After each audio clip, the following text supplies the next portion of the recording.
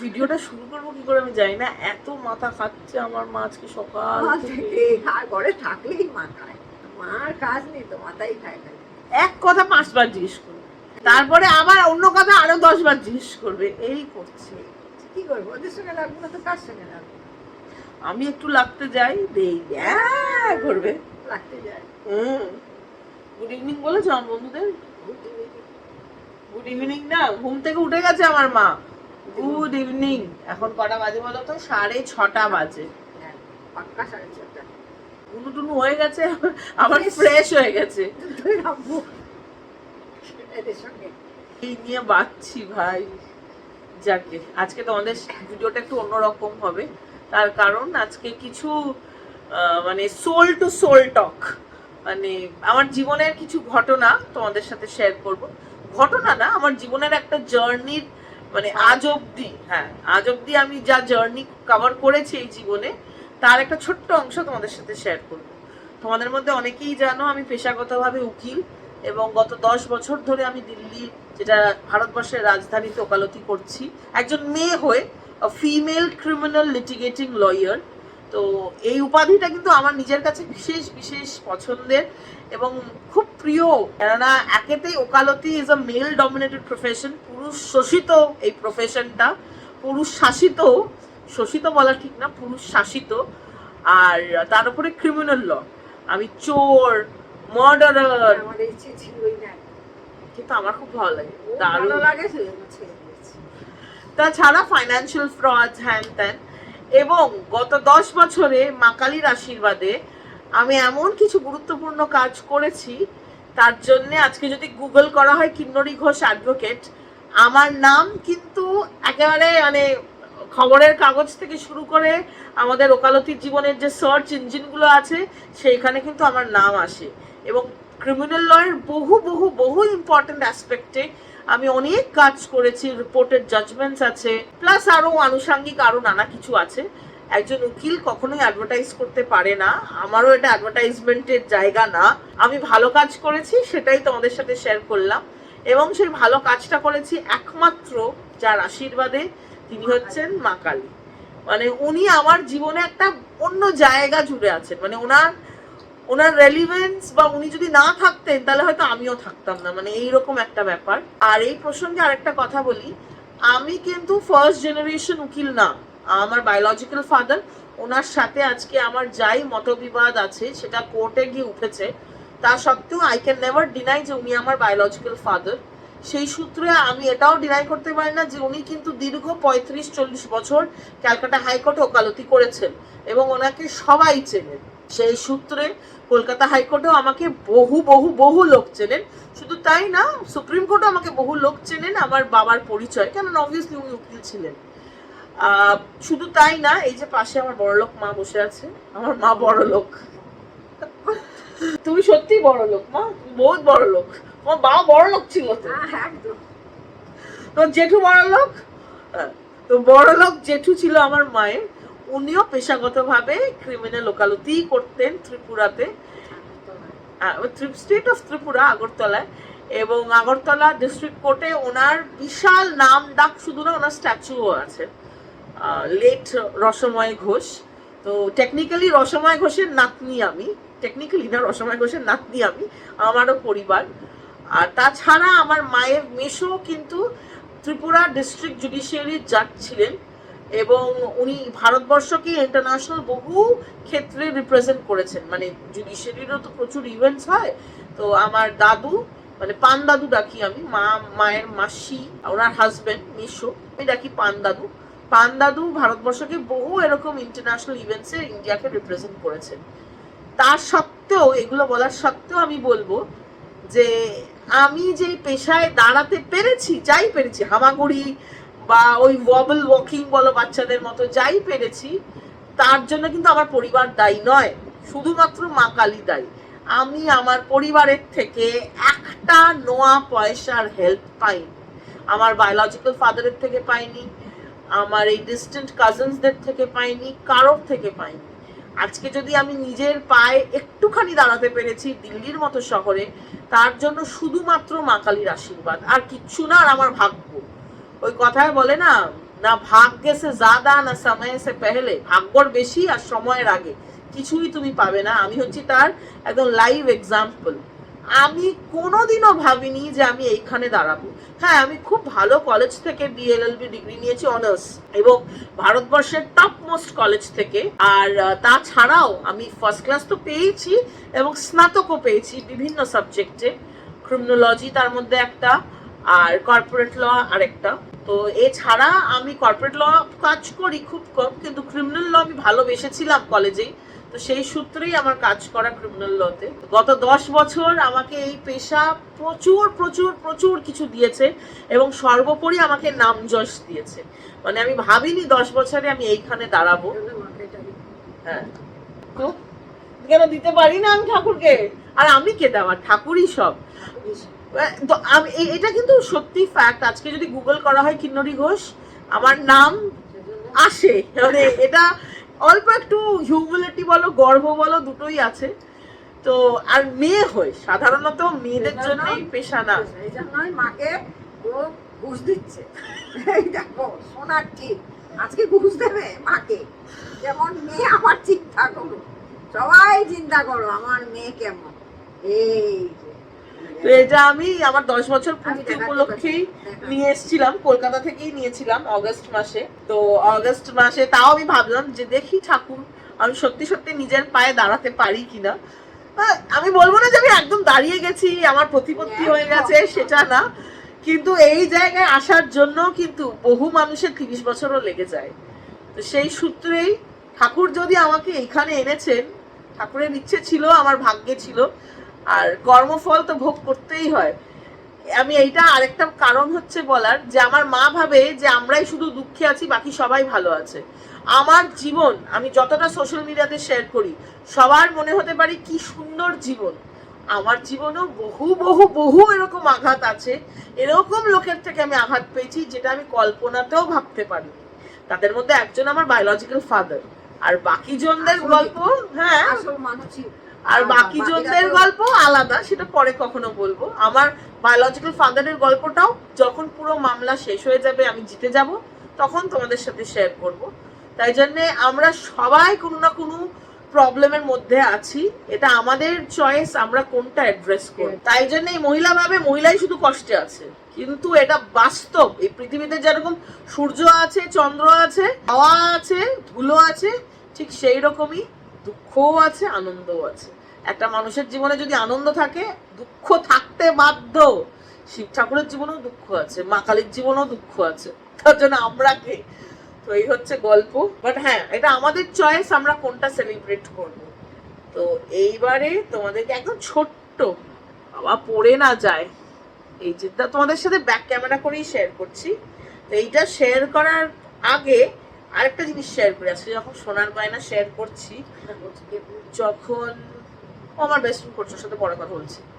তো যখন কলকাতায় গেছিলাম অগস্ট মাসে, ডেলিভারি নিয়েছি ডিসেম্বর মাসেও তো গেছিলাম। তো তখন একটা জিনিস বানাতে দিয়েছিলাম, এই হচ্ছে সেই জিনিসটা। তো এটা চারপাশে এরকম সোনার বুটি বুটি আছে, কিন্তু এইটা পুরোপুরি আমি বানাইনি। এই যে মুখটা, এই সোনার তারজালি করা মুখটা, এটা আমার মায়ের অলরেডি ছিল। এটা আমার মায়ের গয়না, মা এটা আমাকে দিয়েছে ব্যবহার করার জন্য, ব্যবহারের জন্য। আসলে না, আইনত ভাবে দুটো ক্ষেত্রেই কিন্তু মেয়েরা মায়েদের গয়না পায়। একটা কন্যাদানের সময়, যেহেতু মেয়ের বিয়েতে কন্যা সম্প্রদান হচ্ছে তার জন্য, আর একটা উইল। আমার মা এখনো উইল করেনি, আর আমি তো বিয়ে করবো না ঠিক করেছি, তাই জন্য আমার মা ব্যবহারের জন্য দিয়েছে গো। এটা আমি বারবার বলবো, মায়ের খোঁচা লাগছে তো তাই।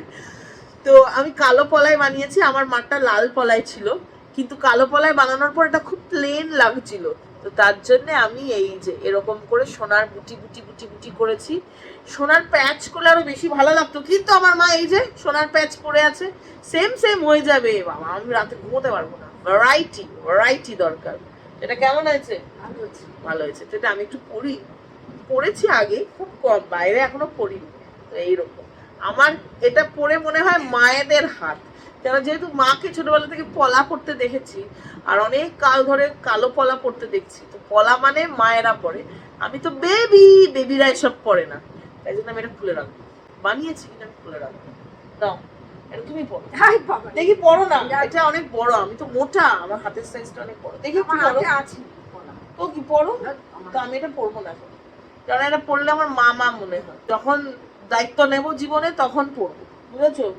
আসো বেবি, আপাতত তোমার দায়িত্ব নেওয়ার জন্য এটা পড়ার দরকার নেই। এই হচ্ছে কুট্টু বেবি। অনেক আড্ডা হলো আজকে, এখন যাব মন্দিরে, কেননা আমি সবসময় একটা আংটি পরি, তো তো ওটা গোমেদ, আমি অ্যাস্ট্রোলজারকে দেখিয়েই পড়ছি। ব্যাক ক্যামেরা দেখাবো। হ্যাঁ, আমি অ্যাস্ট্রোলজারকে দেখিয়েই পড়ছি, 3 বছর ধরে তো কনস্ট্যান্ট পড়ছি। তো ওটা একটু ভেঙে গেছিলো, ওটা শোধন করাতে হবে। শনিবার দিনই গোমেদের আংটি শোধন করানো উচিত, তার জন্যই কালী মন্দিরে যাব। তাছাড়া আজকে ফলহারিণী অমাবস্যা, সেই সূত্রে সকাল থেকে উপোস করে আছি, নির্জলা উপোস, সব মিলিয়ে আর কি একসাথে সব যখন হয়েছে। তো চলো এখন রেডি হয়ে তোমাদের সাথে আবার দেখা হচ্ছে। এই হচ্ছে ছোট্টকুনি একটা সোনার টিপ, একদম ছোট্ট, কিন্তু আমি একদম সামনে থেকে দেখাচ্ছি আর দূর থেকে এইরকম। তো এই হচ্ছে টিপের ডিজাইনটা, একটু ম্যাট ফিনিশ আছে আর একটু গ্লস ফিনিশ, তার জন্য একটু অন্যরকম দেখতে। তো এইটাই মা কালীর জন্য নিয়ে যাব আজকে। এই যে হাম রেডি হো গিয়া। এই কুর্তিটা তো তোমাদের সাথে আগেও শেয়ার করেছি, এটা নিউ মার্কেট থেকে নেওয়া কাপড়ের পিস। এটা সবচেয়ে ভালো ব্যাপার হচ্ছে এই যে চতুর্দিকে মিরর ওয়ার্ক আছে আর নিচে এরকম ঘুঙুর আছে। তো এটা শান্তিনিকেতনে পরেছিলাম, তো ভাবলাম একবারই পরেছি আগে, ভাবলাম আজকেও পরে নিই। যদিও ইচ্ছে ছিল শাড়ি পরার, কিন্তু ভাই এসি নেই, এখনও কান্নাকাটি করছি। আগের ব্লগেও কান্নাকাটি করছি, এই ব্লগেও কান্নাকাটি করার কারণ হচ্ছে যে এসি আসেনি। এসি আসবে কালকে, ইনস্টল হবে পরশু, মানে বুঝতেই পারছো। আর ওই যে হলুদ রানীকে দেখো কি মিষ্টি রঙের শাড়ি, এটা আমার মা গত বছর ইয়ে থেকে কিনেছিল, সেবা কালেকশন থেকে। এটা লখনৌ চিকেনের শাড়ি, জাল স্টিচ আছে আঁচলে, আঁচলটা পিন আপ করলে ভালো লাগে। এই যে আমার মায়ের সুন্দর আঁচল, জাল স্টিচ। আর আমার মা দেখছো মডেলের মতো পেছন ঘুরে দাঁড়িয়ে আছে। ওই ওই ওই ও, তুমি এটা পিন করোনি? ও এটা পিন আপ হয়নি, এটা পিন আপ হয়নি। দেখো আমি না করলে মা জানতেই পারতো না, রাস্তায় গিয়ে ওয়ার্ড্রোব ম্যাল ফাংশন হতো। এরাম এরাম, আমার মা এরাম এরাম করছে। তো তো সরবে না, আমার গরম লাগে না। এখানেও পাখা টাকা সব বন্ধ, আমার মাঝে কি চাইছে বুঝতে পারছি না। আর চোখটা কিরকম জ্বালা জ্বালা করছে, আজকে এই চোখের ওয়াটার লাইনে একটু কাজল দিতে গেছি, চোখটা জ্বালা জ্বালা করছে। আর এটা না বড্ড ওপরে, উফ, টেইলার পুরোটাই রেখেছে। তো আমি তো একটু মোটা, রোগাদের জন্য ঠিক আছে, মোটাদের একটু গলার কাজটা এসে গেলে এরকম হাঁসফাঁস করে, অ্যাটলিস্ট আমার তো তাই করে। যাকগে, অনেক গল্প হয়ে গেল। তো শোধন করার যে আংটিটা নেওয়ার ওটা নিয়ে নিয়েছি, আর কালিমায়ের জন্য গিফট সেটাও নিয়ে নিয়েছি। কালিমার জন্য গিফট, আমরা কে কিছু ঠাকুরকে দেওয়ার, সব ঠাকুরের, তাই না মা? আমার অন্য ফোনটা নেবে না? নিয়েছি। আসলে টাকা পয়সার জীবন ওখানেই, টাকা পয়সার দরকার হলে তখন। এটা নিয়ে নে, গাড়িটা লাগিয়ে দেবেন ভাই। হ্যাঁ ঠিক আছে, নিয়ে নিচ্ছি। এটাও একটু ভেঙে গেছিলো, এটা গাড়ির ফোনের স্ট্যান্ড। চলো এবার বেরোই, বেরিয়ে মালা কিনবো, একটু ফল কিনবো, তারপর তোমাদের সাথে দেখা হচ্ছে আবার। দিনের যে টাইমেই বেরোই ট্রাফিক পাবো না এটা হতেই পারে না। মেট্রো সিটিজে থাকতে হলে ট্রাফিকের সাথে তোমাকে বন্ধুত্ব করতেই হবে। আর এই যে আমার মা বলছে কোনো ব্যাপার না, পৌঁছে যাব। আর এই যে পৌঁছেও গেছি। সত্যি সন্ধ্যে 7:30 থেকে পুজো শুরু হয়েছে, একদম রাইট টাইমে পৌঁছেছি। মায়ের ইচ্ছে না থাকলে পৌঁছতে পারতাম না, সেটাও যেরকম সত্যি সেরকম এটাও সত্যি। ঠাকুরেরও হয়তো আমার সাথে দেখা করার ইচ্ছে ছিল, তাই জন্যে এত লেট করে বেরিয়েও ট্রাফিক পেয়েও ঠাকুর ঠিক আমার জন্যে ওয়েট করেছেন। আমার জানো তো মা কালীর সাথে কিন্তু এরকম বন্ধুত্বপূর্ণই সম্পর্ক। মা যেরকম মা, মায়ের কাছেই তো অভিযোগ জানাবো। আর আমি যেই মালাটা নিয়ে গেছিলাম ঠাকুরের জন্যে, ওটা ঘটে দেওয়া হলো।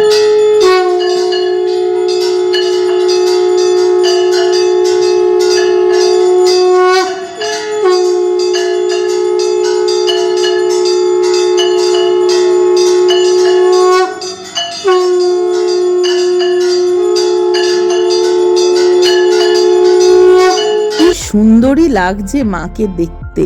পৃথিবীর সবচেয়ে শ্রেষ্ঠ সুন্দরী হচ্ছেন আমার কাছে আমার মা কালী।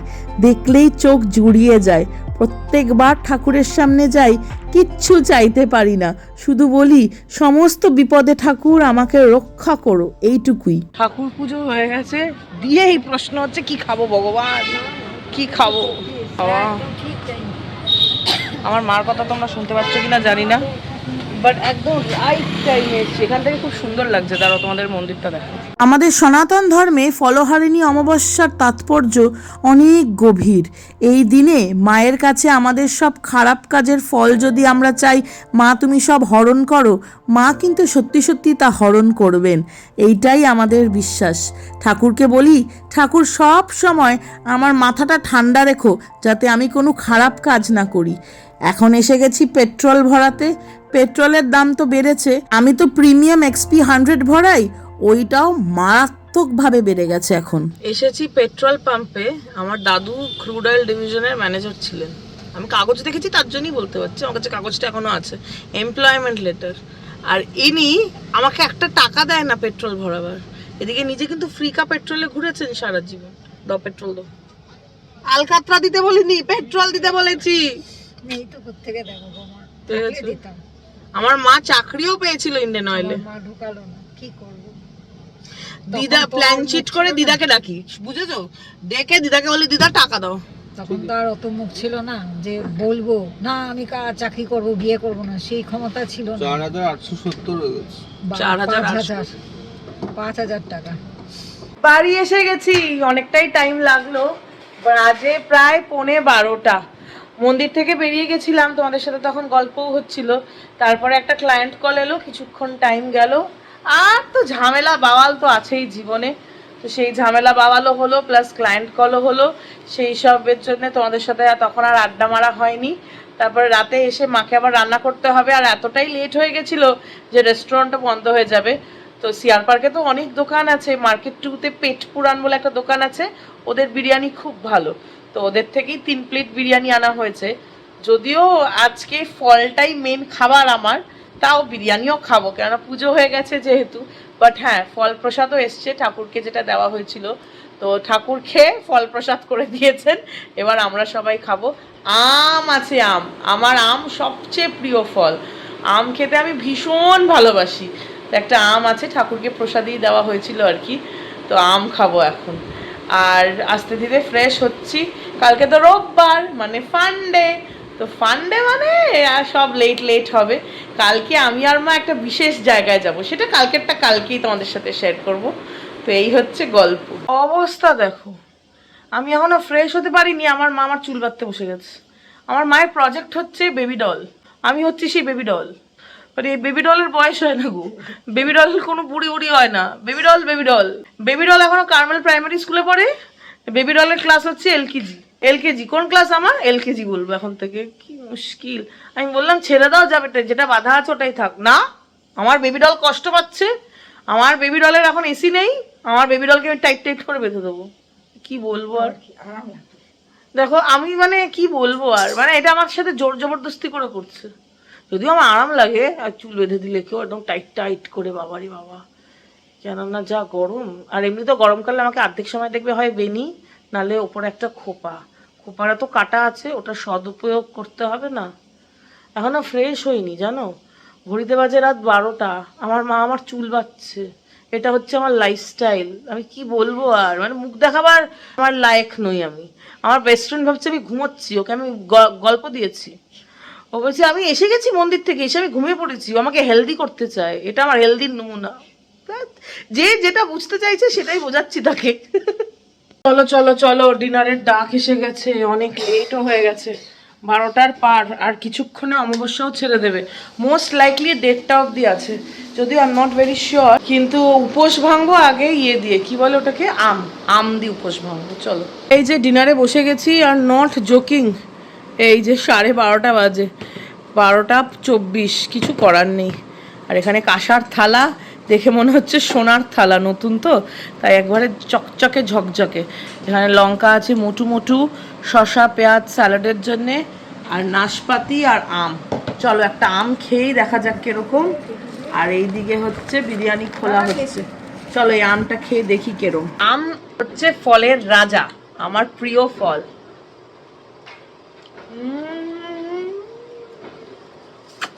মিষ্টি।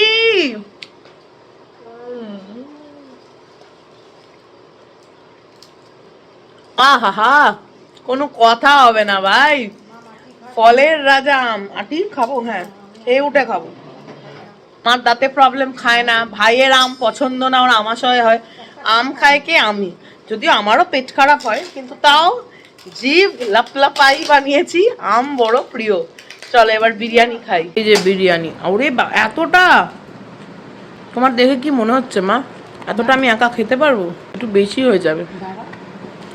বিরিয়ানি, এটা মাটন বিরিয়ানি, মাটনের পিস, আলুটা দেখো সাইজ, ও হো, ডিম। চলো ভাগে যোগে সবাই খাই এবার। চলো তাহলে আজকের ব্লগটা এখানেই শেষ করছি। বেশ ভালোই ছিল।